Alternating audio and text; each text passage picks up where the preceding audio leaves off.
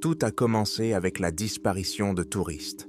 Puis ce fut le tour des chasseurs, suivi d'un deuxième groupe de touristes. Et maintenant, c'est une coureuse qui a disparu.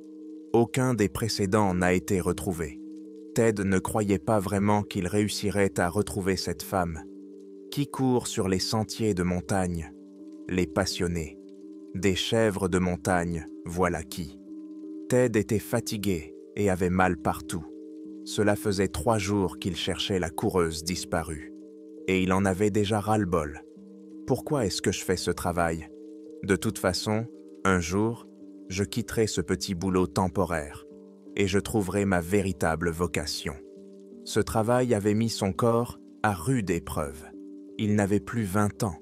Bon sang, la semaine prochaine, il aurait 38 ans. Toujours le même travail, ni femme, ni enfant. Peut-être était-il temps pour Ted d'envisager d'adopter un chien pour lui tenir compagnie. Mais pour l'instant, Ted faisait partie de l'équipe de sauvetage, et l'heure était venue de sauver quelqu'un. Le problème était que les forêts d'Ossis étaient si réputées pour engloutir les touristes et les chasseurs, qu'ils soient inexpérimentés ou chevronnés. Au cours du dernier mois, trop de femmes et de maris avaient dû signaler la disparition de leurs conjoints dans ces forêts. C'était un endroit attrayant, densément boisé, mais avec des clairières ouvertes. La forêt, qui abritait de nombreuses espèces végétales, était un endroit idéal pour les chasseurs et les touristes. Ce n'est que cette année qu'un panneau d'avertissement a enfin été installé.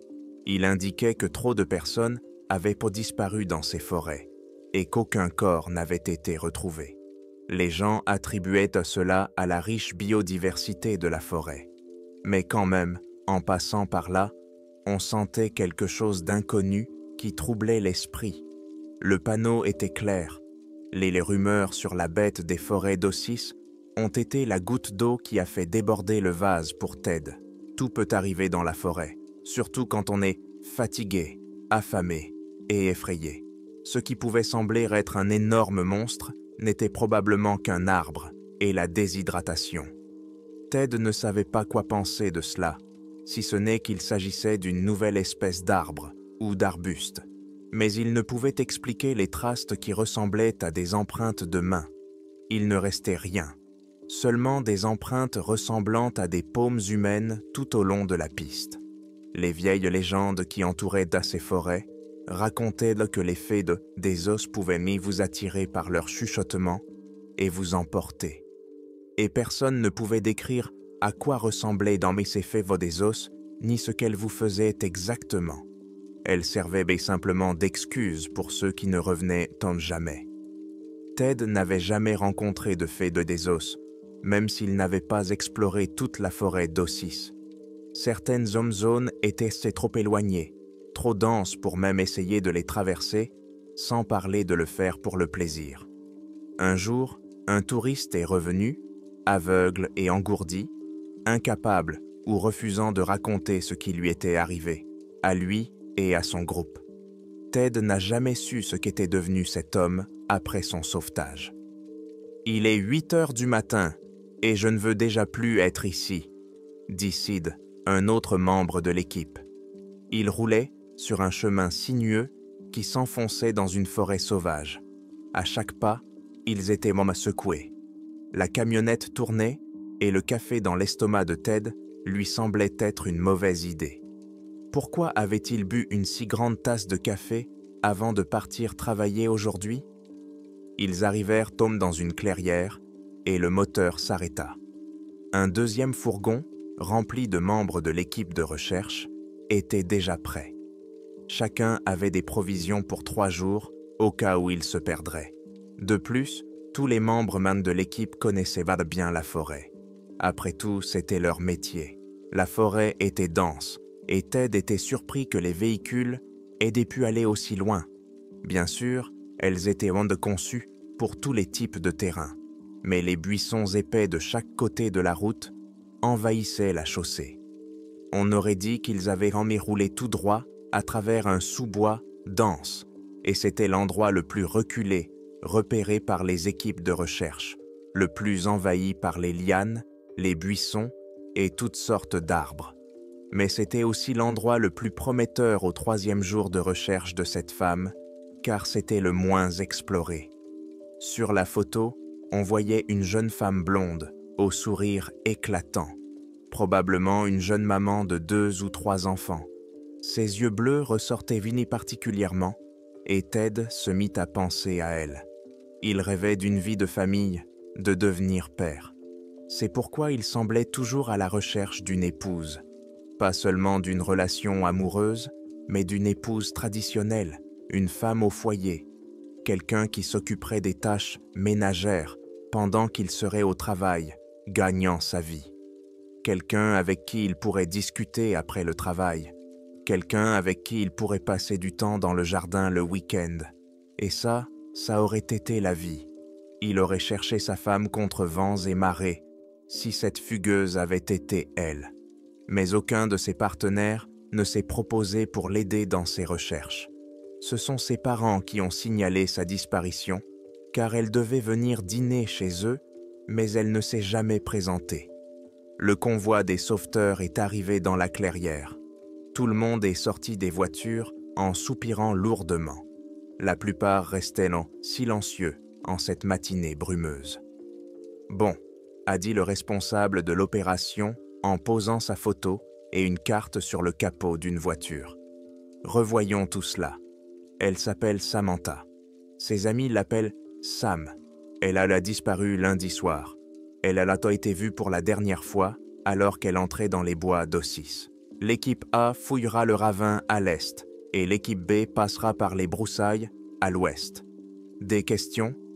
Et Ray, le membre le plus grand de l'équipe, assis au fond du groupe, leva la main. Oui, Sid. Combien de temps allons-nous chercher aujourd'hui?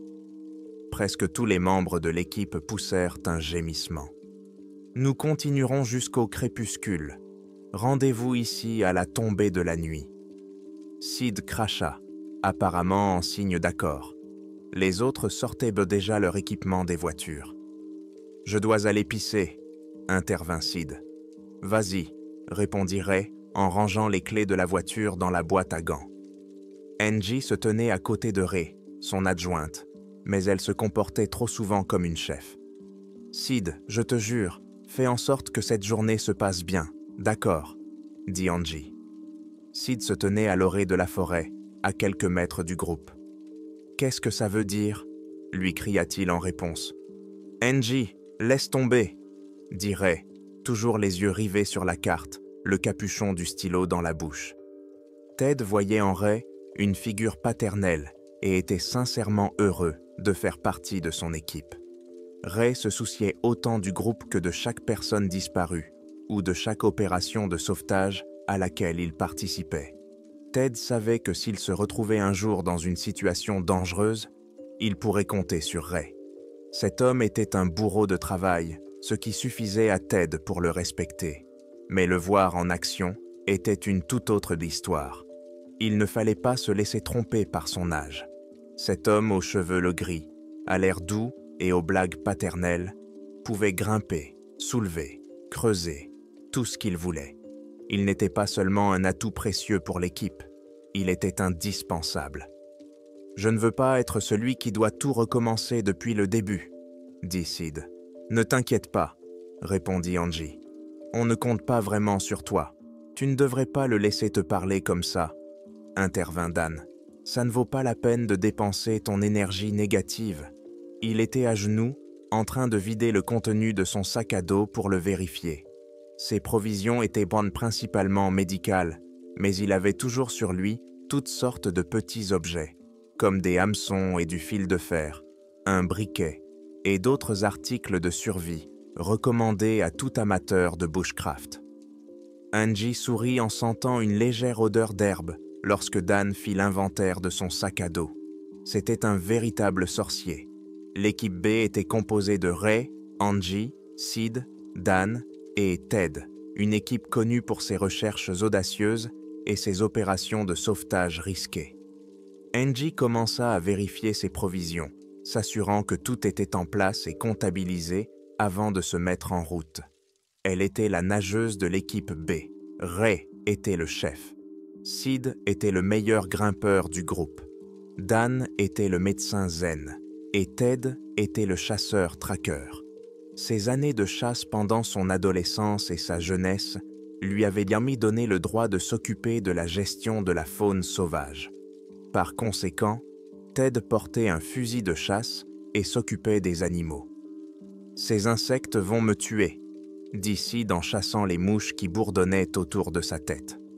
Il se frappa le bras, en tuant apparemment l'un d'eux, à en juger par la grimace dégoûtée sur son visage. Il ne manquait plus que le coassement des grenouilles pour accompagner le bourdonnement des mouches dans la forêt. Mais les insectes étaient déjà assez agaçants en eux-mêmes. La boue n'allait certainement pas faciliter la journée. Ted avait pris soin de mettre ses meilleures chaussures de randonnée, mais même les chaussures les plus résistantes ne pouvaient empêcher ses bottes de s'enfoncer dans le sol à chaque pas. Il devait donc fournir un effort supplémentaire, simplement pour marcher. Un fardeau dont il n'avait pas besoin. La forêt était encore imprégnée de pluie, ne laissant que peu d'endroits secs où se reposer. L'humidité de la litière forestière ne faisait qu'attirer davantage d'insectes et de vers qui les gênaient. La pluie avait toujours entravé les opérations de recherche et de sauvetage. Le soleil essayait toujours de percer les nuages pour leur donner un répit de la puanteur de la forêt, mais en vain. Il devait se frayer un chemin à travers les buissons humides et épais pour trouver ce qu'il pensait être le corps. À ce stade, c'était simplement la réalité. Peu de gens étaient assez malins pour survivre dans la forêt pendant 3 jours sans provisions, et c'était tout simplement un fait triste.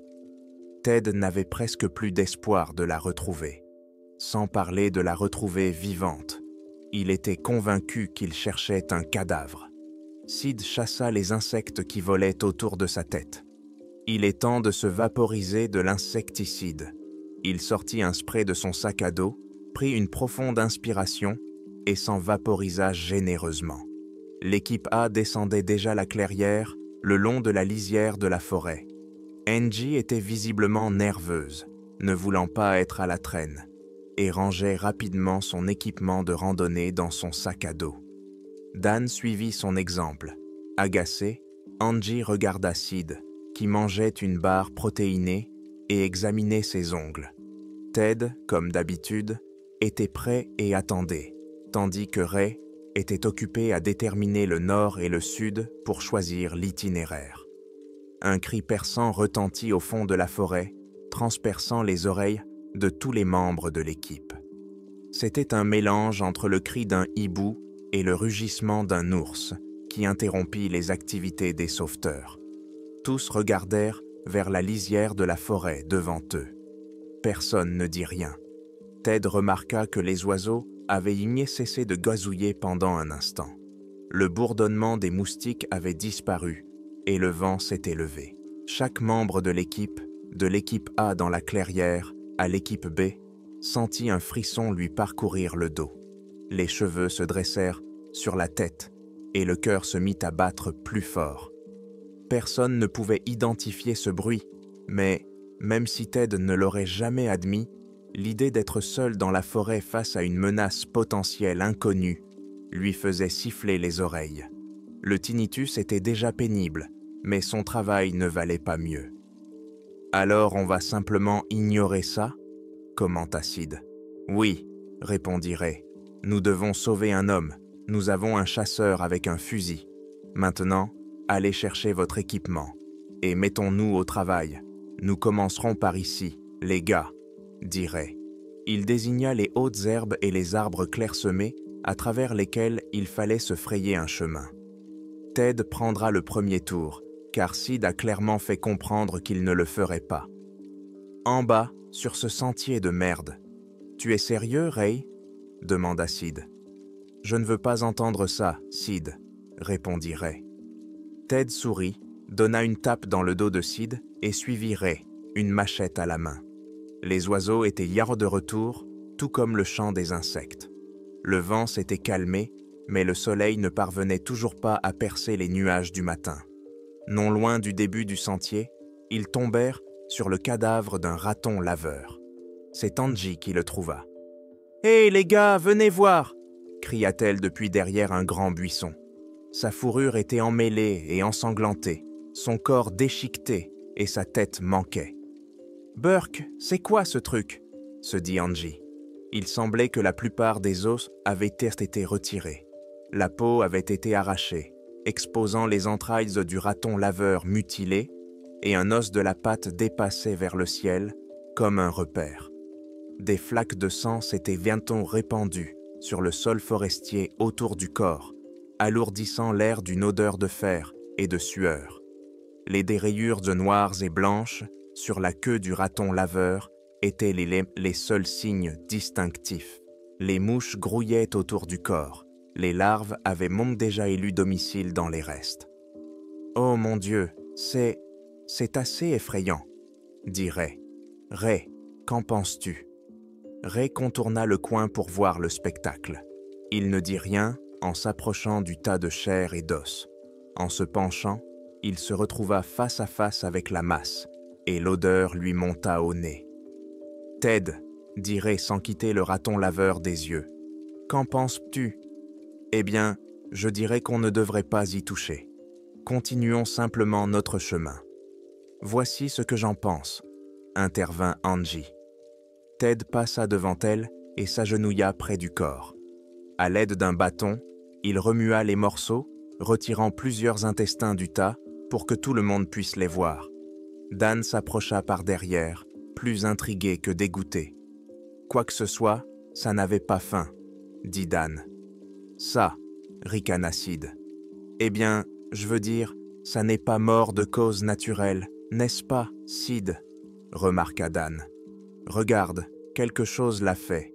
Regarde les os, ils ont laissé la viande. »« Bon, personne n'est aussi inquiet que moi ?» demanda Sid.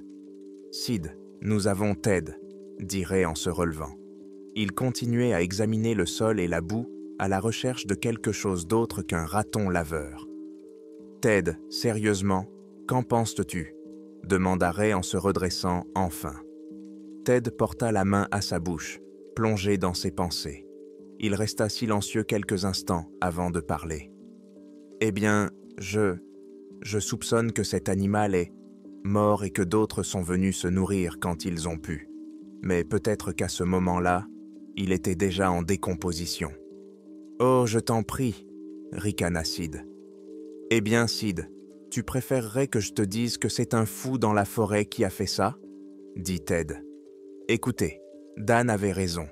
Quelque chose a tué cette créature, ou elle est morte d'elle-même, mais dans tous les cas, il lui manque des parties du corps, principalement la colonne vertébrale, les côtes et, apparemment, la tête.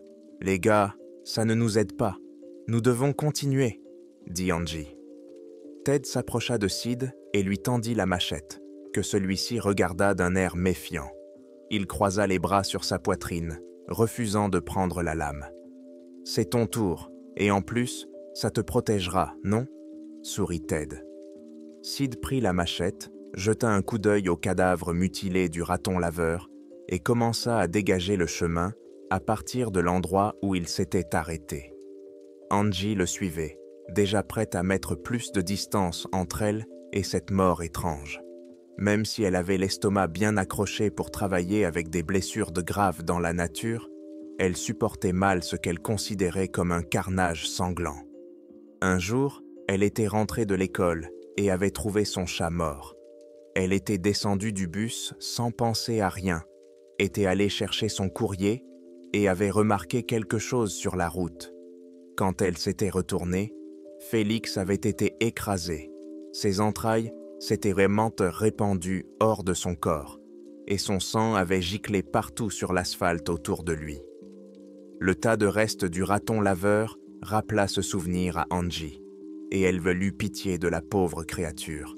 Elle espérait seulement qu'il était mort avant d'être écorché. Ray était distrait, suivant Dan et Angie. Il était plus curieux qu'effrayé. Sa plus grande crainte était de ne pas retrouver la coureuse disparue. Trop de gens avaient disparu ici ces derniers temps, et les choses étranges qui se passaient dans la forêt comme la découverte de cadavres d'animaux mutilés, commençait à l'inquiéter. D'abord les disparitions, puis les visions, et maintenant ce cri étrange et le raton laveur retrouvé. Il ne savait pas quoi penser. Dans cette affaire, il comptait sur Ted. Mais attendez, où était Ted? Ray suivait Angie et s'arrêta pour regarder autour de lui. Il vit Ted debout au-dessus du raton laveur mort, regardant au fond de la forêt. « Ted !» Pas de réponse. Ted ne sursauta même pas en entendant son nom. Il était absorbé par les grands yeux blancs qui le regardaient depuis les buissons. Du moins, c'est ce qu'il semblait. Ray s'approcha de lui et posa sa main sur son épaule. « Hé, Ted !» dit Ray. « Oui, qu'y a-t-il, Ray ?» Ted ne pouvait pas le regarder dans les yeux. Il ne pouvait détacher son regard des objets blancs et ronds qui semblaient le fixer. Il voyait d'eux même les veines au coin de leurs yeux. Ils étaient enfouis dans une fourrure blanche, mais Ted ne pouvait rien voir d'autre. La forêt était trop dense. « Ted !» insista Ray. « Qu'est-ce qui se passe ?» Il regarda dans la direction où Ted regardait, mais ne vit apparemment rien. Ted leva la main et désigna les yeux, mais Ray ne vit toujours rien. « Il n'y a rien là-bas, mon pote. » Ray tapota l'épaule de Ted. « Il faut y aller. » Il se retourna pour partir lorsqu'il entendit un bruissement dans les buissons où Ted regardait. Son estomac se noua immédiatement et son cœur se mit à battre plus fort. Il se retourna brusquement, s'attendant à des ennuis, mais Ted n'avait pas bougé et rien n'était apparu. « Hé, Ted !» Ray était officiellement effrayé. « Qu'est-ce que tu as vu là-bas ?» Ted ne quittait pas les buissons des yeux, mais seul le silence l'accompagnait. Quelle que soit la nature de cette chose, elle les avait laissés tranquilles pour le moment. Il n'y avait pas d'odeur d'animal dans l'air et Ray n'entendait pas le bourdonnement des insectes. Il y avait un étrange écho de vide dans la forêt qui se répercutait sur les rochers. « Je pense que j'ai peut-être vu un hibou malade », finit par dire Ted. Il détourna les yeux des buissons et se dirigea vers Ray, la tête baissée, sans le regarder dans les yeux, lorsqu'il passa à côté de lui. Ray lui attrapa la main alors qu'il passait. « Teddy !» dit Ray d'un ton ferme, forçant Ted à le regarder dans les yeux. « Qu'as-tu vu ?» Ted resta silencieux pendant un moment avant de finalement répondre. « Eh bien, j'ai cru voir 2 yeux blancs qui me regardaient, » dit-il, se sentant comme un enfant qui dit avoir vu un fantôme. « Alors c'était un albinos ou quelque chose comme ça, » supposa Ray. « Les albinos ont les yeux rouges, Ray, et ce n'est pas ce que je voulais dire. Je voulais dire qu'il n'y avait ni iris ni couleur, juste une paire d'yeux d'un blanc trouble. »« D'accord, donc tu as vu des yeux étranges, » dit Ray. « Oui, mais je les ai vus à environ 8 pieds de hauteur. »« Ray, » répondit Ted en retirant sa main. Il continua à marcher sur le sentier, tandis que Ray regardait en arrière vers les buissons. C'était probablement un hibou perché sur une branche, confirma Ray en rattrapant Ted. Oui, bien sûr, dit Ted, mais il n'y a pas d'arbres là-bas. Ce ne sont que des buissons. Sans se retourner vers les buissons, ils continuèrent donc tous deux à marcher en silence.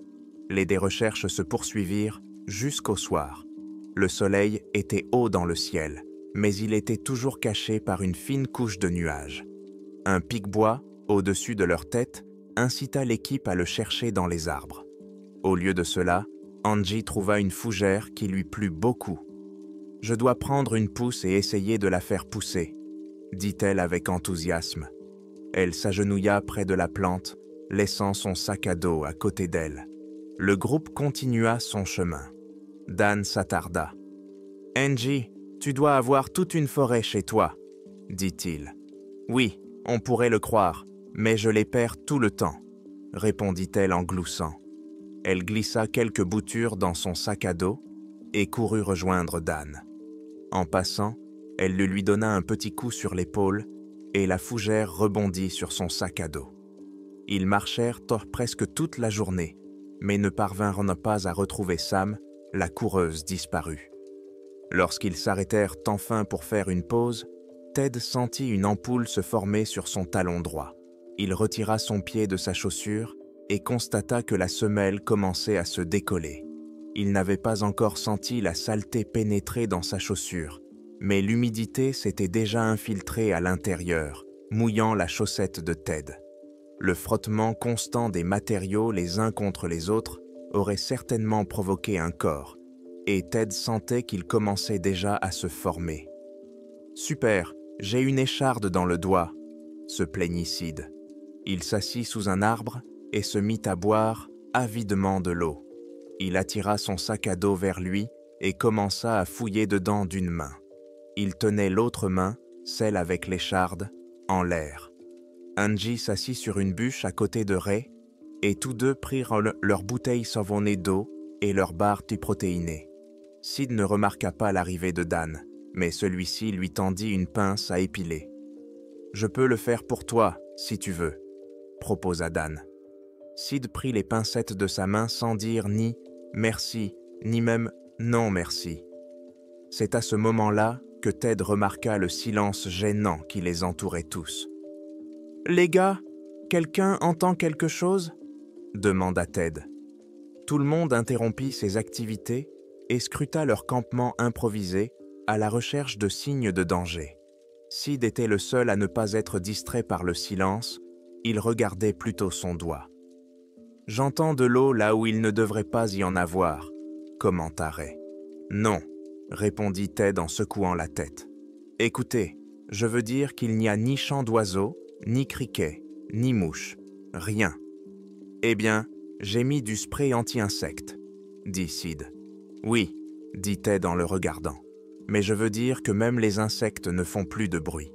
C'est comme si toute la forêt s'était tue. » Les membres du groupe se regardèrent. À part le bruit de l'eau qui coulait, mentionné par Ray, il n'y avait aucun signe de vie. « Et l'eau » demanda Angie à Ray. « Eh bien, il n'y a pas de rivière ni de ruisseau sur la carte, donc nous ne devrions pas entendre d'eau couler, » répondit Ray. « Au moins, l'eau attire l'attention, alors je propose d'aller vérifier. » Le groupe resta silencieux. Sid se curait les ongles avec une pince à épiler. Angie remarqua qu'il ne restait plus beaucoup d'eau en bouteille et Ted essorait son chaussette. Dan profita de l'occasion pour fumer une cigarette et se détendre. Personne ne se joignit à lui, mais personne ne se souciait que Dan fume. De nos jours, tout le monde fumait, et si cela aidait leur médecin à rester calme et lucide, tant mieux. Ray prit une profonde inspiration, se leva, s'étira et contourna un grand buisson. « Où vas-tu » lui cria Angie. « Je ne serai pas long, je ne vais pas loin, je vais juste vérifier le bruit de l'eau, » répondit-il. Angie se recroquevilla visiblement, mécontente que cet homme ne puisse pas rester longtemps en place. Il n'était pas bon pour lui de ne pas se reposer de temps en temps. Il avait besoin de pause comme tout le monde, et elle ne comprenait pas ce qui le motivait, le dévouement à sa cause ou la curiosité. Ted sentit qu'Angie était contrariée à cause de Ray et lui lança une barre de céréales qui atterrit directement sur ses genoux. Elle le fusilla du regard tandis qu'il souriait bêtement, fier d'avoir au moins essayé de la faire sourire. Il se leva et partit à la recherche de Ray. Cela rassurerait Angie de savoir que Ted était avec lui. Il traversa les buissons qui s'écartèrent, révélant une petite clairière entourée d'un feuillage dense. Un petit ruisseau descendait la pente de la montagne et se jetait directement au centre de la clairière, où se trouvait un trou béant. Il était assez grand pour qu'un homme adulte puisse s'y glisser. Ted se mit à quatre pattes pour passer la tête dans le trou, une lampe de poche à la main. « Fais attention, Teddy », commenta Ray. Le sol était encore humide et la boue pouvait s'effondrer à tout moment. Ted ne voyait pas grand-chose. Le trou donnait sur une grande grotte où l'eau du ruisseau s'écoulait, formant apparemment un bassin peu profond. « Ça pourrait être un réseau de grottes, » dit Ted. « Teddy » appela Ray derrière lui. Ted leva la tête et se dirigea vers la voix de Ray. À sa gauche se tenait Ray, dos à Ted. Lorsque Ted se redressa, il comprit que Ray se tenait au-dessus de quelque chose de grand. Au début, Il pensa qu'il s'agissait d'un rocher sale, mais en s'approchant, il distingua la silhouette d'un cerf. Son ventre était gonflé et ouvert. Tous ses organes étaient éparpillés sur le sol autour du corps. Mais le plus étrange concernait la peau et les os. La majeure partie de la peau avait été arrachée, comme celle d'un raton laveur, et de nombreux os manquaient, y compris la tête du cerf. Les côtes et la colonne vertébrale semblaient avoir été la cible principale, car c'était elle qui manquait le plus. Angie sortit des buissons épais, suivi de Sid, qui chassait les moustiques qui bourdonnaient autour de sa tête. Voilà pour le spray anti-insectes. Qu'avez-vous trouvé? Angie était de bonne humeur. Un cerf mort dans un état très similaire à celui du raton laveur que nous avons trouvé plus tôt, répondit Ray. Angie et Sid s'approchèrent prendre de Ted par derrière et regardèrent d'au par-dessus son épaule le spectacle qui s'offrait à eux. L'attaque avait été violente. Quelque chose avait tué ce cerf, l'avait déchiqueté et était reparti. Il n'y avait aucune trace de l'agresseur, aucun indice sur le prédateur. Ted se surprit à regarder à travers les arbres, se demandant si ses yeux blancs et troubles allaient le voir. Il regardait d'un buisson à l'autre, mais personne ne le regardait. La forêt redevint silencieuse, et Ted s'attendait presque à ce que quelque chose surgisse de la forêt et se précipite sur eux de toutes ses forces. « Ce sont des empreintes de mains ?» demanda Sid en montrant le sol autour du cou du cerf décapité. Ted cessa de regarder les buissons et regarda dans la direction indiquée par Sid. Effectivement, d'énormes empreintes de mains étaient rondes et profondément enfoncées dans la boue à plusieurs endroits autour du moignon du cou du cerf. De grandes traces de pieds d'hommes nus les accompagnaient et Ted ne put s'empêcher de remarquer les traces de fourrure blanche qui dépassaient de la boue autour des empreintes. « Bon, je suppose que ce n'est pas bizarre ou quelque chose comme ça, n'est-ce pas ?» dit Sid en s'éloignant des restes. Il se dirigea vers le trou dans le sol, mais Ted l'arrêta. « Ne bouge pas, Sid, il y a un trou juste derrière toi. » Ted pointa du doigt. Sid s'immobilisa et se retourna lentement pour voir l'ouverture dans le sol à moins de 5 pieds hors de lui. L'eau s'écoulait dans la gueule béante, faisant écho dans la chambre en dessous. Ted s'approcha de lui et retira doucement sa main du trou, mais perdit l'équilibre. Pendant que le groupe était distrait par la chute de Ted dans la boue, un rugissement retentit dans la forêt, assourdissant tous les membres de l'équipe. Tous se baissèrent et se bouchèrent les oreilles en signe de protestation. Quelle que soit la nature de cette créature, elle était proche et énorme. Les yeux de Sid s'écarquillèrent, ses poches, sous les yeux, devenant encore plus visibles. Ray sentit son cœur se serrer et dut consciemment desserrer les doigts pour relâcher sa poigne. Le rugissement dura quelques secondes, laissant un bourdonnement dans les oreillards de Ted, exactement comme la dernière fois. « Alors, on fait demi-tour, c'est ça ?» demanda Sid. « Non, nous devons continuer, » dit Ray, ignorant Sid. « Hé les gars !» appela Dan depuis les buissons. « Vous devez voir ça, » dit-il. Le groupe quitta le ruisseau et se dirigea vers le son de sa voix. Le soleil commençait à décliner et Ted ne pouvait s'empêcher de remarquer que le vent s'était intensifié depuis le virage. De retour sur le sentier, Dan se tenait debout devant la plante. Angie s'approcha de Dan par derrière et aperçut une partie de la fougère qu'elle avait cueillie plus tôt dans la journée et eut le souffle coupé. « C'est cette plante !» s'écria-t-elle paniquée. « Attends, tu veux dire qu'on a tourné en rond tout ce temps ?» demanda Sid. Il mit les mains sur les hanches et s'approcha de la fougère, comme s'il se préparait à l'affronter. Il jeta un regard à Ray, lui faisant part de sa colère et de sa déception. « Je t'avais dit qu'on aurait dû finir plus tôt, » siffla-t-il. « Et moi, j'avais dit qu'on continuerait jusqu'au coucher du soleil, » répondit Ray sans crainte.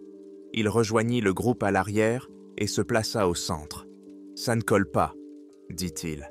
Il sortit une carte de son sac à dos. Angie s'assit sur un gros rocher, Dan à côté d'elle, fouillant dans son sac à dos à la recherche d'eau. « Bon, c'est le moment de rentrer, » insista Sid. « Écoute, Sid, on rentrera quand Ray le dira, » dit Ted d'un ton sévère. Ray était assis, la carte sur les genoux, l'air perplexe. Il ne pouvait pas tourner en rond. Sa gorge semblait se serrer, rendant sa respiration difficile, lorsqu'il comprit qu'il ne pouvait pas déterminer leur position. « Alors, où sommes-nous là, patron ?» demanda Ted en s'agenouillant à côté de Ray. « Ça n'a aucun sens. Nous devrions déjà avoir franchi la crête et descendu dans les broussailles. Mais à la place, il y a de l'eau qui coule et des rochers partout. » Ted sentit le vent se renforcer et entendit le craquement des branches qui s'entrechoquaient dans les arbres et les buissons. C'est alors qu'il aperçut un mouvement dans les buissons à sa droite. Il ne savait pas ce qu'il avait vu, juste un mouvement dans les buissons, puis il entendit un bruissement sur sa gauche. Les ombres des cimes des arbres tombaient sur les troncs. Le soleil réussit à percer un instant, mais il disparut rapidement derrière les nuages. Les mouvements et les bruits dans les buissons cessèrent, tout comme les corbeaux qui tournaient au-dessus de leur tête. Les branches se balançaient dans le vent. Alors Ted attribua cela à son imagination. Avait-il vraiment vu quelque chose? Le bourdonnement dans ses oreilles revint, rendant le silence douloureux dans sa tête. C'est alors qu'il remarqua qu'il n'y avait pas d'insectes volant autour de leur tête. Pas de pics tapant sur les arbres, pas d'écureuils ou de tamias courant dans les sous-bois. « Quelque chose ne va pas, » dit Ted en regardant les arbres. « Hein ?» Ray était concentré sur la carte devant lui. « C'est trop calme, nous devons continuer, je pense. » Ted s'approcha de Dan et le prit par le bras. Il insista pour qu'il se lève. « Allez, on doit y aller, on doit continuer. »« Hé mec, » dit Dan en hésitant à se lever. « On ne peut pas se détendre quelques minutes ?» La forêt s'était réveillée, les oiseaux s'étaient envolés des cimes des arbres, au bruit de l'arbre qui tombait. Tous se retournèrent, cherchant la source du bruit sur le sentier qu'ils avaient tracé. Un rugissement résonna dans la forêt. Ray leva les yeux de la carte vers Ted, qui scrutait les arbres. Le rugissement familier de créatures inconnues envoya des ondes de choc à travers la forêt. Le vent transportait le son, le faisant résonner parmi les arbres. Les oiseaux s'envolèrent dans des cimes, gazouillant frénétiquement dans une cacophonie de peur. Un grognement retentit derrière Ted. Il savait qu'il l'avait entendu. Il se retourna brusquement et vit les branches des arbres bouger et les buissons trembler. Quelque chose se mit à courir en cercle autour d'eux en grognant. « Là-bas !» cria Angie en montrant le sentier. Tout le monde se précipita vers la clairière. La bête poussa un cri en se frayant un chemin à travers les buissons pour les rejoindre. Ted courut vers l'eau, manquant de retomber dans la grotte, mais s'arrêta à l'entrée. Un deuxième rugissement retentit dans la forêt, plus proche cette fois. Ted ne pouvait pas l'identifier, mais c'était le même cri et le même rugissement grave que la fois précédente. La terre trembla sous le bruit des arbres qui tombaient, et Ted courut, perdit l'équilibre et glissa dans la grotte en contrebas. Il atterrit dans une mare peu profonde, heurtant la surface rocheuse avec son épaule. Sa tête fut épargnée, mais Ted ressentit une douleur lancinante dans la main, des doigts jusqu'au cou. L'eau était glacée, et le choc de l'impact contre elle et contre les rochers provoqua une surcharge sensorielle chez Ted. Il fut momentanément assourdi, mais son ouïe revint avec les cris d'Angie qui avait vu Ray se faire transpercer. Une créature grande, humanoïde et recouverte de fourrure blanche bondit des buissons vers Ray à une vitesse surhumaine, et ce n'étonne que lorsqu'elle l'atteignit, qu'Angie, Dan et Sid purent me voir ce qui s'était passé. La créature était énorme, elle les dominait tous de sa hauteur et avait de grosses cornes sur la tête. Quand elle atteignit Ray, elle s'accroupit, puis leva la tête sous lui, de telle sorte que l'intérieur de sa mâchoire s'accrocha à l'une des cornes les plus épaisses qui ornaient la créature. La créature souleva Ray dans les airs en poussant un rugissement perçant. Il secoua violemment la tête d'un côté à l'autre, ce qui eut pour effet de disloquer la mâchoire de Ray. Le corps de Ray fut projeté dans la forêt dense et heurta un arbre. Du sang jaillissait de la gueule ouverte qui était désormais la bouche de Ray, et sa langue pendait, dégoulinant de salive. L'homme était encore en vie, toussant et inspirant son propre sang à la place de l'air. Son corps se tordait d'avant en arrière, secoué par la douleur, et ce qui pouvait être considéré comme un gémissement accompagnait les bulles de sang qui éclataient dans la gorge ouverte de Ray, jusqu'à ce qu'il cesse enfin de bouger et que les bulles cessent d'éclater. Sid, Dan et Angie se précipitèrent tous vers l'endroit d'où ils venaient lorsque la bête cessa de rugir et se mit à courir vers eux à quatre pattes, comme un singe. Sid était le plus proche et devint donc une cible naturelle. La créature respirait bruyamment par ses narines épaisses, et le trio entendait chacune de ses expirations. La bête se jeta sur lui, agrippant son corps de ses deux mains massives. Elle plaqua Sid sur le sol forestier, où elle lui montra sa gueule, qui occupait la moitié de sa tête, avec plusieurs rangées de dents courtes mais acérées. Sa gueule s'abaissa juste au-dessus de la cuisse de Sid, la chair molle cédant sous ses mâchoires en forme de scie. La créature arracha littéralement un morceau du flanc de Sid, qui hurla de douleur à cause de ses organes endommagés. Il regarda son flanc et vit le monstre avaler le morceau de chair qu'il avait arraché. Aujourd'hui, il ne rentrerait pas à la maison pour nourrir son chat, et la prise de conscience que quelque chose se tenait au-dessus de lui et le dévorait fit pleurer Sid, impuissant. Il se retourna sur le ventre et ses organes, à moitié dévorés, tombèrent du trou dans son flanc, formant une mare de sang sombre autour de son corps. La créature posa son pied sur le dos de Sid, enfonça sa main dans le trou qu'elle avait fait dans son flanc et agrippa fermement l'une des côtes de Sid, le faisant hurler d'agonie avant qu'il ne perde connaissance. La bête arracha la côte de sa victime en poussant un rugissement triomphant. Angie se couvrit la bouche de ses mains, se cachant dans les buissons, et les larmes coulaient sur son visage. Ray et Sid étaient yinst morts, et quelque chose la poursuivait, elle et Dan, où qu'il ait fui. Elle se retourna pour attraper son sac à dos et réalisa qu'elle l'avait laissé derrière elle lorsqu'elle s'était enfuie.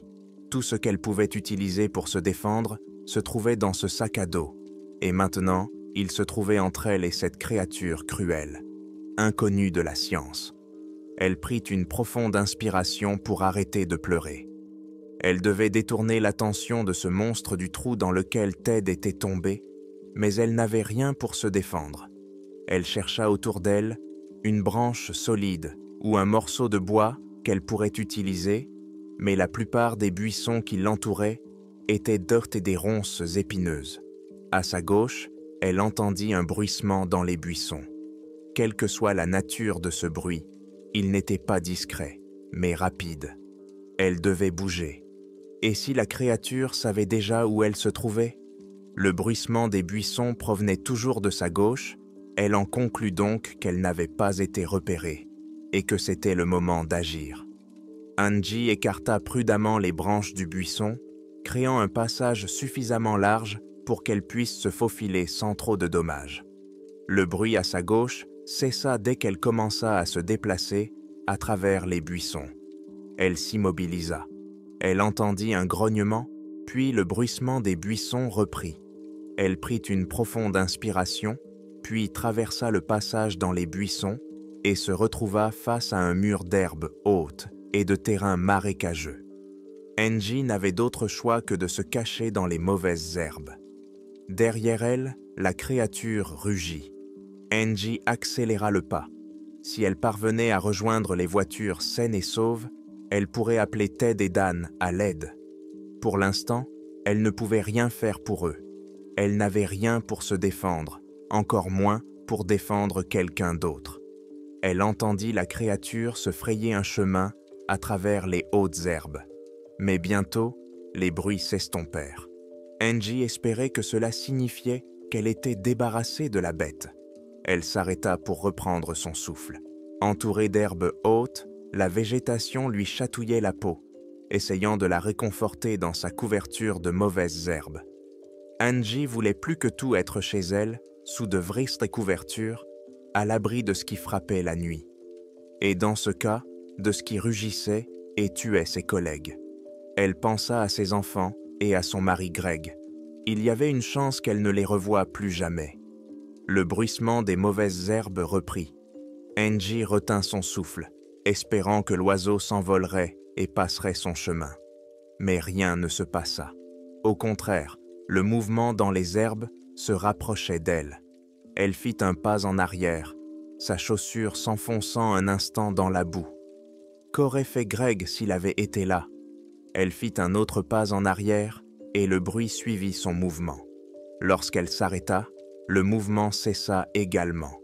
L'instant lui sembla durer des heures, tandis que la sueur coulait sur son visage. Il ne faisait pas chaud ce jour-là. C'était simplement son cœur qui battait à toute vitesse. Un pas de plus, un autre bruissement dans l'herbe et les mauvaises herbes. « Au diable tout ça !» se dit Angie en se retournant pour s'enfuir. Et de l'herbe haute sortit une créature monstrueuse qui traquait sa proie et finit par bondir. D'un seul bond, elle renversa Angie au sol, et celle-ci sentit un cri monter dans sa gorge, mais elle n'eut pas le temps de le pousser. La dernière chose à laquelle elle pensa, avant de mourir, fut le visage de son mari, Greg. La bête ouvrit sa gueule béante, remplie de rangées de dents, et l'abattit sur le visage d'Angie, lui fendant le crâne en deux. Elle bougea ses mâchoires d'avant en arrière, arrachant le visage d'Angie de sa tête. L'homme blanc, ressemblant à un singe, était assis sur sa dernière victime, mâchant ses dents comme s'il s'agissait de glaçons. Le craquement des os brisés dans la gueule du monstre résonnait dans la forêt, qui était par ailleurs silencieuse. Le bourdonnement dans les oreillards de Ted finit par s'estomper. Un cri aigu, probablement poussé par Angie, aida Ted à revenir à la réalité. Il se passait quelque chose à l'étage. Il entendait les attaques, mais ne voyait rien. Il n'osait pas attirer l'attention sur lui, pensant que tout membre survivant de l'équipe reviendrait pour vérifier. Il essaya de s'orienter, mais la grotte était sombre. La seule source de lumière provenait du trou. Une fois ses yeux habitués à l'obscurité, il vit à quel point la grotte était grande et comprit qu'il avait dû tomber d'une hauteur d'au moins 15 pieds, voire plus. D'un côté, il y avait le mur où il était tombé à travers le trou, mais il ne pensait pas pouvoir l'escalader dans la boue. Il se leva dans une flaque d'eau. Il avait atterri sur une surface qui lui arrivait à la taille. L'eau froide imprégnait les vêtements de Ted, les collant à sa peau et alourdissant un homme déjà lourd. Le sol était glissant, mais les pierres dentelées, sur lesquelles il avait atterri, offraient donc suffisamment d'adhérence sous ses chaussures pour qu'il puisse sortir de la mare peu profonde et enjamber un gros rocher. Et lorsqu'il sortit de l'eau et enjamba la pierre, il se retrouva face à face avec le crâne en décomposition du chasseur. Ted poussa un cri et retomba dans l'eau. Les pierres dentelées au fond de la mare lui éraflèrent le dos, s'accrochant à sa chemise et lui déchirant la peau. Il sortit la tête de l'eau, toussa et cracha l'eau sale de la grotte. Il avait désormais le devoir d'aller jusqu'au bout. Après tout, il faisait partie de l'équipe de recherche et de sauvetage. Certes, il n'y avait personne à sauver, à part une tête coupée. « Calme-toi, Teddy, » se dit-il. « Ce n'est qu'une tête, rien que tu n'aies déjà vu auparavant. » Il grimpa à nouveau sur le rocher, se retrouvant face au chasseur mort. C'était une tête relativement fraîche, car elle avait plus de peau et de cheveux que l'inverse. La tête du chasseur était coincée entre deux rochers et pendait sous son propre poids. Des os de cuisse reposaient sur la tête, disposés comme si le chasseur avait des cornes. « Qu'est-ce que c'est que ça ?» murmura Ted. En examinant cette nouvelle partie de la grotte, il se rendit compte qu'elle était jonchée d'os et de cadavres. Les touristes et les chasseurs étaient empilés les uns sur les autres, la peau de leurs bras et de leurs jambes avait été arrachée. Les os avaient commis disparu. Tous les cadavres avaient été décapités. Les têtes étaient empilées dans un coin, alignées comme des canetons. Comme la tête du chasseur, ces têtes étaient également ornées d'os, formant un mur de têtes et de cornes en os. Les parois de la grotte ruisselaient tactées d'eau de pluie, et Ted sentait une forte odeur de sang dans l'air. À droite du mur de tête, il entendit un cliquetis d'os. Ted se figea. Il y avait quelque chose d'autre ici, en bas, avec lui. Dans l'obscurité, il entendit le craquement des os sous les pieds d'eau de quelqu'un, et une petite silhouette émergea de l'obscurité. C'était Samantha, la coureuse disparue. Du sang séché recouvrait sa bouche et son nez. Elle tremblait, ses vêtements étaient jaune sale, son corps affaibli. Sam sanglota en se détachant du mur contre lequel elle s'était cognée. Elle était couverte de boue, avec des blessures déchirées aux bras et aux jambes. Son sang coulait le long de son corps et s'accumulait dans l'eau trouble de la grotte à ses pieds. Elle trébucha presque en marchant sur le tas d'os vers Ted. « Sam !» dit enfin Ted. La jeune fille leva la tête en entendant son nom. Des mèches de cheveux pendèrent de sa tête sur son visage, collées au sang séché. Ses yeux bleus ressortaient d'hommes comme des diamants sur un tas de charbon. « Qui êtes-vous » demanda-t-elle dans un murmure. « Je m'appelle Ted. Je fais partie de l'équipe de secours qui vous recherche depuis environ 3 jours. »« 3 jours » murmura-t-elle. « Oui, je suis sûr que cela vous a semblé beaucoup plus long ici, » dit Ted. Il commença à s'approcher d'elle, mais ses yeux s'écarquillèrent et elle recula vers le mur. Ted s'arrêta, remarquant son comportement. Au-dessus, depuis le sol, Ted entendit des roulements de tonnerre et le rugissement d'une créature inconnue. Sam se recroquevilla contre le mur au son du rugissement du monstre.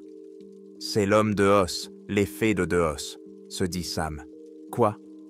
Ted regarda le trou. Sam était assise contre le mur, les jambes les repliées sous elle.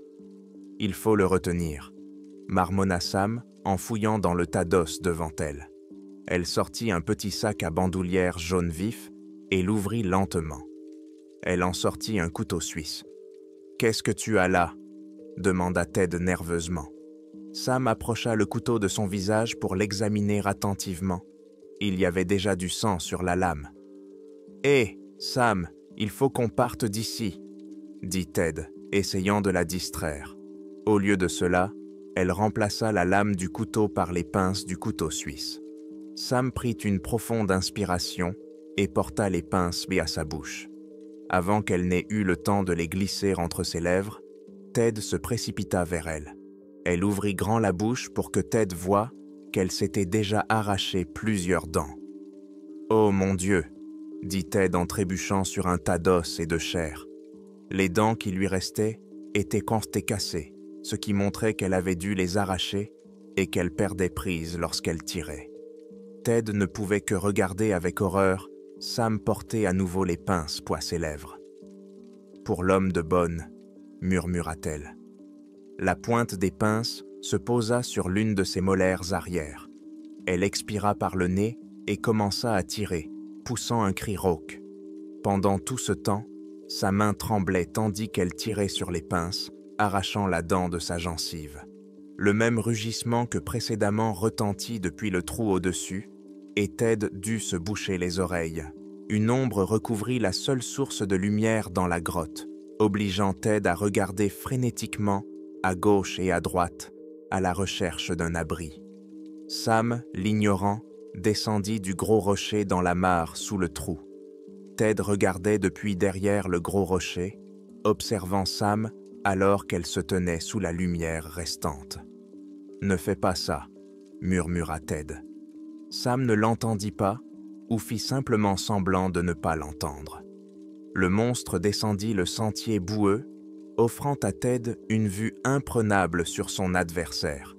Il était tel qu'on le décrivait, un homme blanc ressemblant à un singe avec des cornes. Il mesurait bien 8 pieds, comme Ted l'avait vu dans les buissons, et sa gueule occupait la moitié de son visage. Il avait des lèvres épaisses et blanches, des yeux d'un blanc trouble, et il ne dégageait aucune odeur. Même l'air n'avait pas changé lorsque la bête était entrée dans la grotte. Ted avait passé toute sa vie dans la forêt, et il trouvait étrange de se trouver en présence d'une telle créature, sans pouvoir identifier aucun signe distinctif. Il ne pouvait comparer cette créature à rien de ce qu'il avait vu auparavant, et ne savait pas comment il allait les rentrer chez lui. Peut-être était-ce une bonne chose qu'il n'ait jamais eu ce chien. La bête se tenait devant Sam, dominant cette femme fragile et gracieuse. Tremblante, elle tendit la main, offrant sa dent arrachée à l'homme d'os. La créature s'avança, reniflant sa main. Elle baissa sa propre main, où Sam avait posé la dent sur la fourrure. L'homme d'os porta la dent à sa bouche, la frottant d'avant en arrière, jusqu'à la réduire en poussière. Satisfait, il grogna et se dirigea vers Sam. « Non !» se mit-elle à pleurer. La bête l'attrapa par les hanches et la souleva par le trou, où elle s'agrippait désespérément aux lianes et aux branches à sa portée. Ted haussa les sourcils en regardant Sam se frayer un chemin vers la liberté, le laissant derrière avec le monstre. La bête renifla, se retourna et croisa le regard de Ted. C'était le même regard trouble qu'auparavant, mais cette fois, Ted était seul dans la grotte fermée avec lui, incapable de se défendre. En tombant, il avait laissé tomber son sac à dos. Il se tourna vers le mur où Sam avait laissé les pinces. Il regarda la mare de sang dans laquelle elle gisait, et lorsqu'il se retourna pour regarder la bête, il vit qu'elle traversait déjà la mare pour se diriger vers lui. Il devait agir vite. Il se fraya un chemin aussi vite que possible à travers le tas d'os pour atteindre les pinces, et lorsqu'il les eut récupérées, il s'assit et essuya le sang avec sa chemise. La bête rugit en regardant Ted par-dessus le rocher, de la bave coulant du coin de sa gueule. Il laissa tomber les pinces en réponse au rugissement de la bête. Celui-ci enjamba le rocher et commença à s'approcher de lui. Ted ramassa les pinces sur le sol de la grotte, prit une profonde inspiration et commença à tirer sur sa canine supérieure droite. Il hurla. Le monstre hurla et accéléra le pas. Ted entendit le craquement des racines de la dent lorsqu'il l'arracha de son crâne. Sa bouche se remplit de sang chaud et la dent était libre. Le monstre hurla en s'arrêtant juste devant Ted, qui leva la dent au-dessus de sa tête comme une offrande.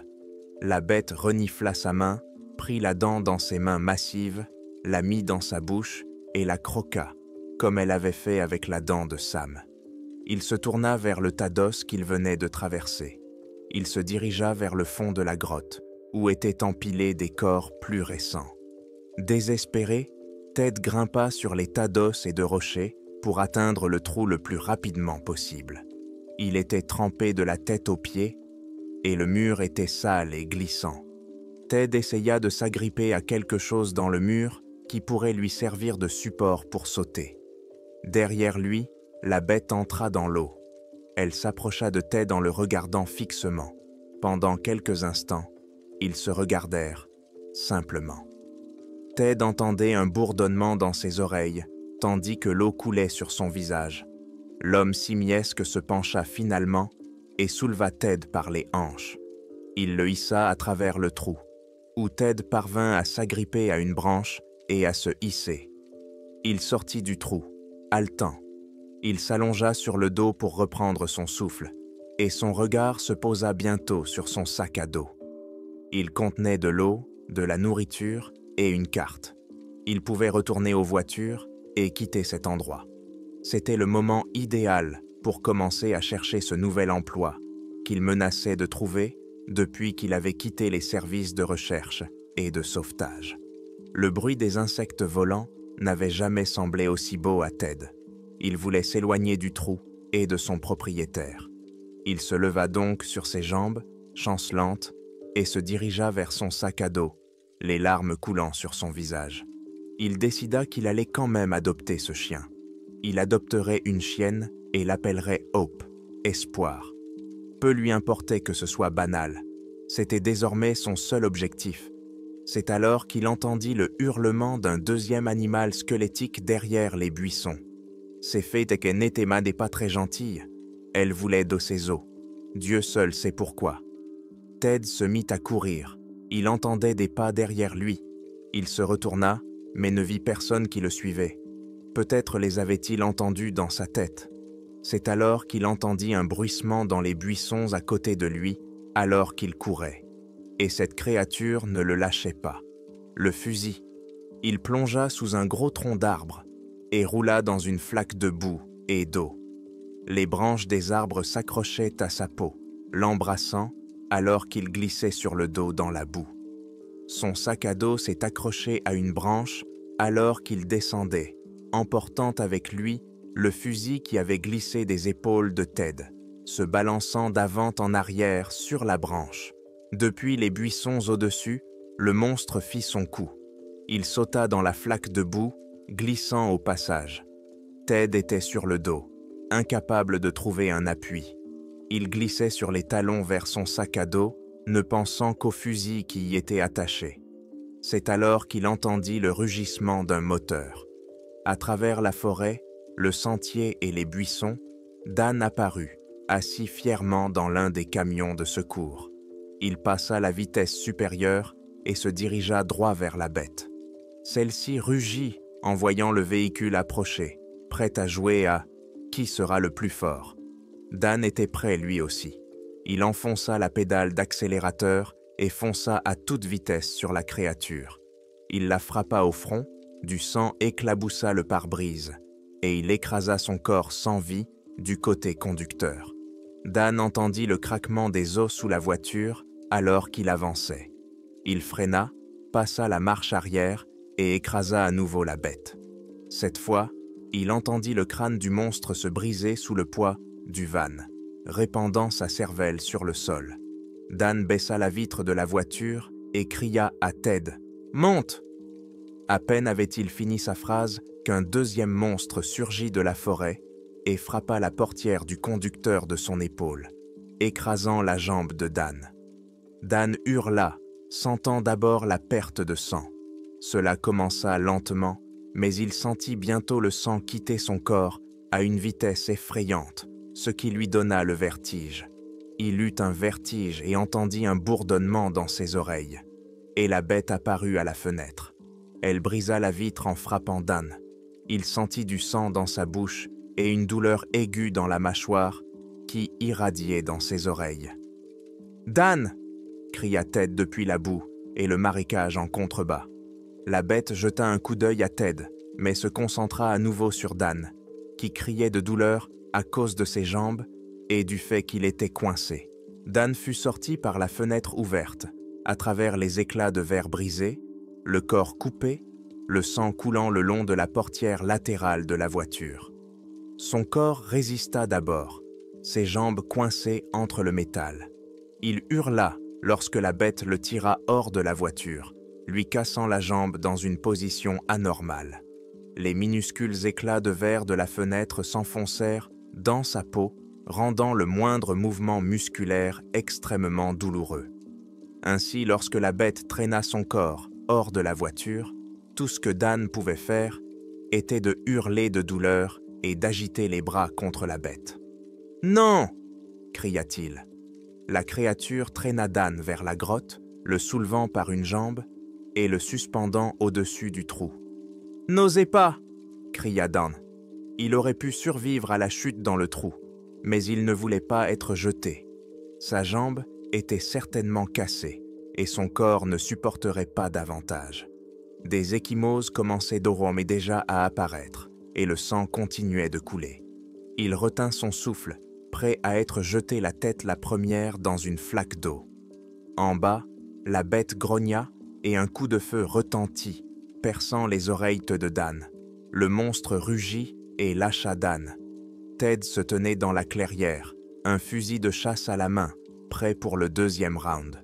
Le sang coulait de la main de la créature, teintant sa fourrure blanche d'un rouge vif. Il se tourna vers Ted, et un craquement semblable à celui d'un film à bulles qui éclate retentit dans la gueule de la bête. Elle déboîta sa mâchoire inférieure, ouvrit grand la gueule, dévoilant des rangées de dents, et poussa un rugissement qui fit trembler Ted dans ses bottes mouillées. Sa mâchoire inférieure pendait, suffisamment large pour qu'il puisse avaler Ted tout entier. Le cri du monstre dura plusieurs secondes qui semblaient interminables, résonnant dans la forêt, effrayant tous les animaux sauvages qui se cachaient dans leur terrier. Puis la bête se mit à avancer vers Ted. Le bruit sourd de chacun de ses pas faisait trembler le sol, puis elle se jeta sur lui. « Tu es des malades !» Un coup de fusil. « Pervers !» Un autre coup. « Salaud !» Et là, la dernière balle fut tirée, et la bête commença à trébucher. Ted commença à reculer, lorsqu'il comprit que les 4 coups d'arme de feu n'avaient pas abattu le monstre, et qu'il l'avait touché à chaque fois. La bête était presque sur lui. Ted recula dans les buissons et se colle. Se mettant à 4 pattes, il se secouait d'avant en arrière, comme s'il se séchait simplement, et son sang éclaboussait les feuilles et les arbres, laissant plus de rouge que de vert. Il poussa un faible grognement, puis un craquement se fit entendre. Les yeux de Ted s'écarquillèrent lorsqu'il vit que la bête continuait à ramper vers lui à 4 pattes. Il fouilla dans la poche de sa chemise où il gardait des cartouches supplémentaires et tenta de recharger son arme. Il en fit tomber une. La bête gémit. Il chargea la deuxième et la créature rugit, reprenant vie. Sachant qu'il était condamné, il se leva faiblement, titubant d'un côté à l'autre. Ted chargea le canon et visa. La créature, qui le dominait de toute sa hauteur, se jeta de toutes ses forces sur Ted lorsqu'il appuya sur la gâchette. Il toucha la créature en plein visage, et celle-ci ne fit aucun bruit lorsqu'elle s'effondra. Mais ses cornes laissèrent une longue blessure sur le bras de Ted lorsqu'il s'effondra sur le sol forestier, d'où coula un sang sombre. Ted se rendit compte qu'il retenait son souffle et poussa un soupir de soulagement. Les 2 bêtes étaient mortes. Puis il eut une idée. Et s'il y en avait d'autres? Il scruta la lisière de la forêt, s'attendant presque à voir une horde de bêtes squelettiques se précipiter sur lui. Au lieu de cela, un corbeau au-dessus de sa tête croassa pour saluer la victoire de Ted. Il n'avait plus qu'à affronter la forêt. « Dan !» Ted boita jusqu'à la clairière. « Dan !» cria-t-il. « Je suis là !» répondit faiblement une voix provenant des hautes herbes qui entouraient le trou dans la grotte en contrebas. Dan était gravement blessé. Une mare de sang entourait Dan là où il gisait. Il était allongé sur le dos, ses blessures causées par le ver suintaient encore, le sang tachant ses vêtements. « J'ai perdu beaucoup de sang, Ted, » murmura Dan. « Je dois te ramener à la voiture, » répondit Ted.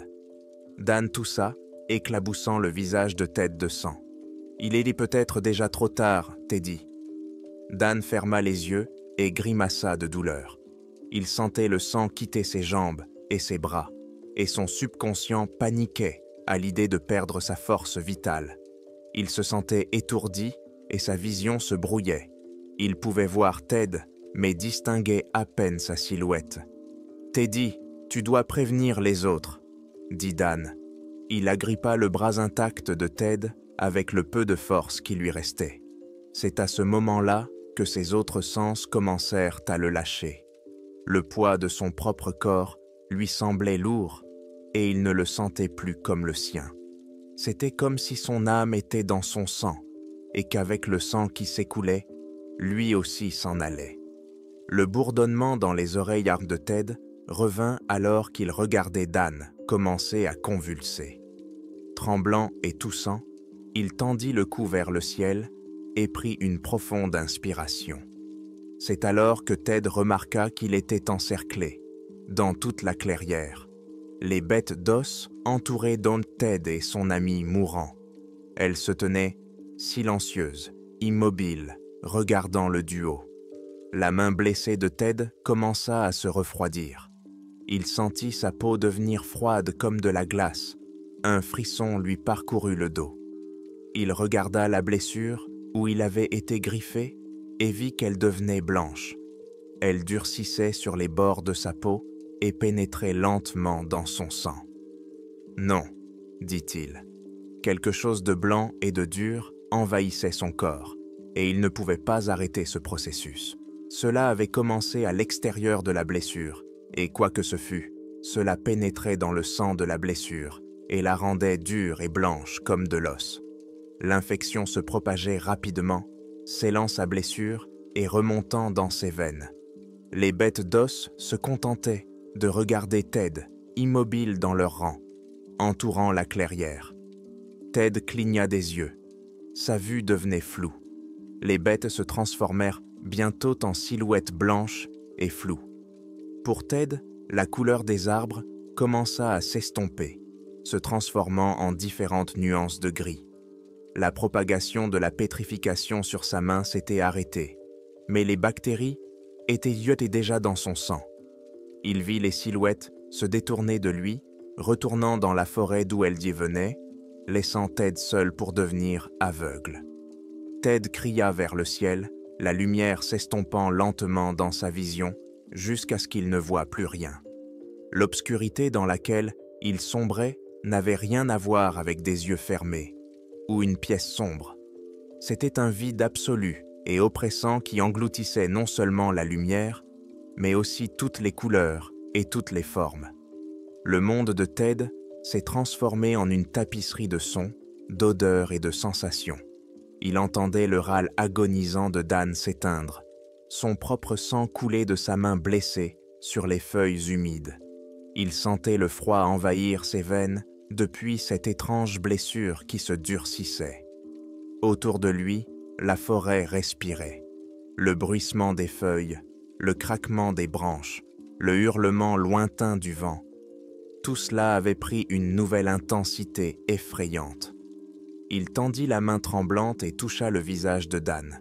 La peau était froide et collante. Il n'avait plus de pouls. Son ami était parti. Le désespoir menaçait de l'engloutir, mais quelque chose se déclencha en lui. Son instinct de sauveteur, affûté par des années d'entraînement. Survivre, avertir.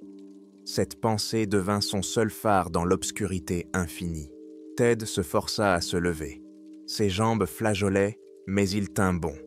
La camionnette. Il devait rejoindre la camionnette. Il ferma ses yeux désormais inutiles, essayant de se remémorer le plan du terrain.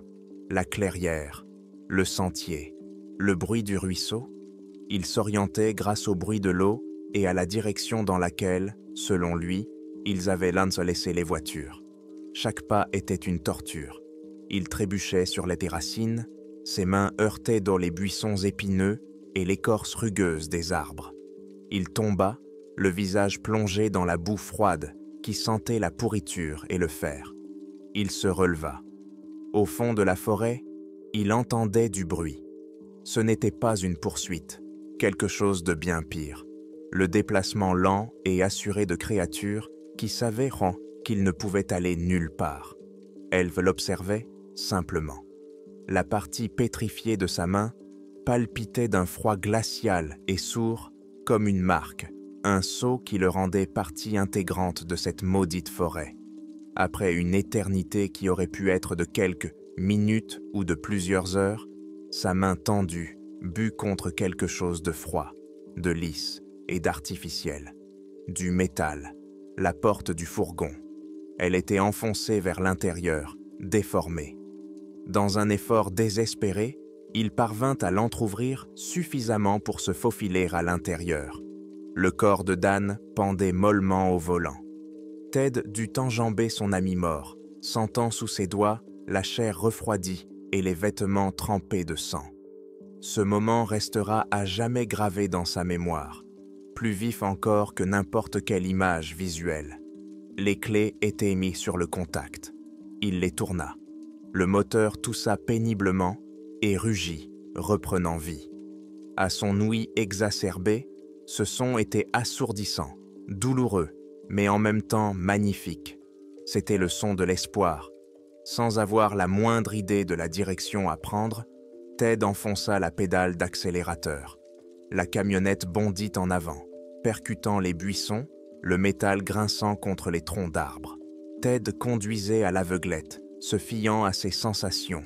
Un choc sur la droite, il tournait le volant vers la gauche. La voiture pencha fortement, ce qui signifiait qu'il était sur une pente. Il roulait à travers l'enfer, guidé uniquement par une volonté désespérée de vivre. Les branches fouettaient le pare-brise, qui se fissura mais tint bon.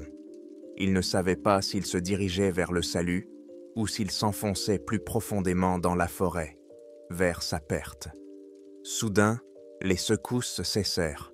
Le bruit des branches fit place au grondement des pneus sur le gravier. Il déboucha sur la route. La camionnette fit une embardée et finit par heurter quelque chose de solide. Puis, cala. Le silence s'installa, seulement rompu par sa propre respiration haletante. On le retrouva quelques heures plus tard, lorsque l'équipe A, inquiète de ne pas avoir de nouvelles, revint au point de rassemblement. Ils découvrirent le fourgon accidenté, le corps de Dan et Ted, assis au volant, inconscients, aveugles, marmonnant quelque chose à propos d'os et d'yeux blancs. Ted a survécu, mais l'homme qu'il était est mort dans cette forêt. Il n'a jamais pu expliquer clairement ce qui s'était passé. Son récit a été attribué à un choc traumatique et à des hallucinations. Les médecins n'ont pas pu comprendre la nature de l'étrange cicatrice blanche sur sa main, dure et froide au toucher, comme de l'os poli. Les forêts d'Ossis ont été fermées au public, déclarées zone d'anomalie écologique. Mais les habitants connaissaient là la vérité. La légende des fées de Dos a trouvé un nouveau chapitre terrifiant, raconté à voix basse. L'histoire du seul survivant qui emporta avec lui l'obscurité dans ses yeux et l'os sous sa peau. Ted n'a jamais eu de chien. Dans son nouveau monde silencieux et sombre, il n'y avait plus de place pour l'espoir.